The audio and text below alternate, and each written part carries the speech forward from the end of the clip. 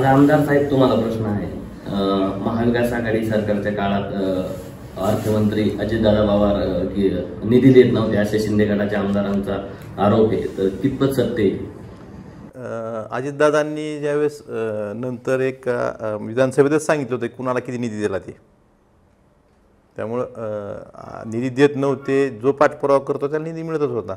म्हणजे तुम्हाला पुरेसा निधी मिळतच होता? आम्ही ज्या मागितल्या योजनेचा निधी मिळाला आम्हाला. आता मेडिकल कॉलेजला किती कोटी तरतूद आहे? 600-700 कोटी तरतूद आहे आमची. ह्याला 1200 कोटी दिले. आमचे PWDच्या म्हणजे बजेटमध्ये जी कामं होती त्याला जेवढं आम्ही मागू, म्हणजे बाकीच्या राष्ट्रवादीच्या आमदाराला जेवढं निधी मिळतो तेवढंच आम्हाला निधी मिळत होता. थोडक्यात सांगू का साहेब, गावचा सरपंच होतोय नवीन, त्याला जर कळालं नाही की गावचा वित्त आयोगाचा हप्ता किती आहे 5 वर्ष सरपंच संपल्यावर, आणि ती जर म्हणला मला निधीच मिळाला नाही कुठला, तर त्याचा आपण आर्ग्युमेंट ऐकून घ्याचाल का? त्याला माहीत असलं पाहिजे ना, बाबा ग्रामपंचायतचं हेड आहे, मग त्या ग्रामपंचायतला वित्त आयोगाचा हप्ता लोकसंख्येप्रमाणे आपल्याला येतोय का? त्या ग्रामपंचायत जर समजा 1 दलित वस्ती असेल तर एकाच्या 3 दलित वस्ती केलं तर एका दलित वस्तीचं दायित्व जी 10 लाख रुपये होतं, आता सरकारनं 20 लाख केलंय, ते 20 तरी 60 लाख रुपये मला मिळतील का? त्याचे प्रस्ताव मी टाकलेत का? जनसुविधा नावाचं एक हेड असते, त्याच्यातून मी काही प्रयत्न करायला पाहिजे का?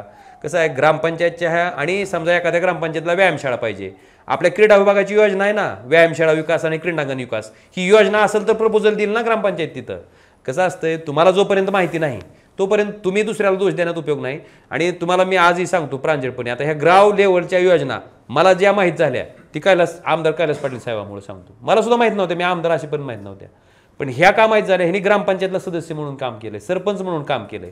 आणि कसं आहे, आज तुमच्या माध्यमातून ग्रामपंचायत सुद्धा प्रत्येक सदस्याला माझं आव्हान आहे की गावच्या विकासाची सूत्र तुमच्याकडे आहेत. तुम्ही नुसतं मोगम विकास न करता खरंच ग्रामपंचायतचा अधिनियम काय आहे, ग्रामपंचायतला निधी कुठून कुठून मिळू शकतो, आपण आपल्या गावच्या विकासासाठी कुठल्या कुठल्या माध्यमातून निधी आणू शकतो, किती हेड आहेत, ह्याचा बारकाईनं अभ्यास करणं गरजेचं आहे. MREGSचा आपला कृती आराखडा तयार आहे का, सेलपोर किती कामं आहेत, किती मजूर आहेत, ह्या गोष्टीचा अभ्यास करणं गरजेचं आहे. आणि सांगतो तुम्हाला, अभ्यास असल्याशिवाय आपल्याला कुणीही दाद देणार नाही.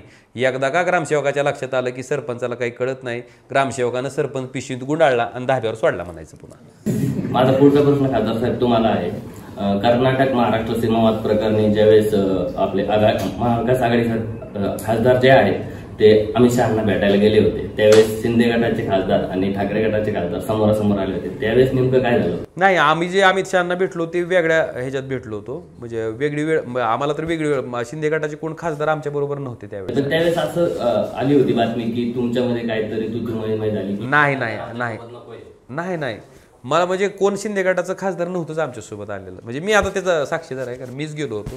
आमच्याबरोबर महाविकास आघाडीचे आम्ही सगळे खासदार होतो, सुप्रियाताई सुळे होत्या, परत अरविंद सावंत साहेब होते, विनायक राऊत साहेब होते, मी होतो, परत आपल्या फौजिया बरेच, म्हणजे सगळेच खासदार होते महाविकास आघाडीचे. आता नावं घेतली म्हणजे तेवढीच होती असं नाही, सगळीच मंडळी होती. आणि आम्ही त्यांना महाराष्ट्र आणि कर्नाटकचा सीमा प्रश्न त्यांना समजून सांगितला की बाबा हा जो कर्नाटकनं सीमा भाग ताब्यात घेतलेला आहे, तिथल्या लोकांच्या व्यथा सांगितल्या, तिथल्या लोकांच्या अडचणी सांगितल्या. ही मराठी भाषिक बोलणारा समाज आहे आणि त्या समाजाला खरं तर महाराष्ट्रात येऊ दिलं पाहिजे. पण ज्या पद्धतीनं कर्नाटकचे मुख्यमंत्री ट्विटवर ट्विट करतायत किंवा स्टेटमेंट करतायत हे चुकीचं आहे.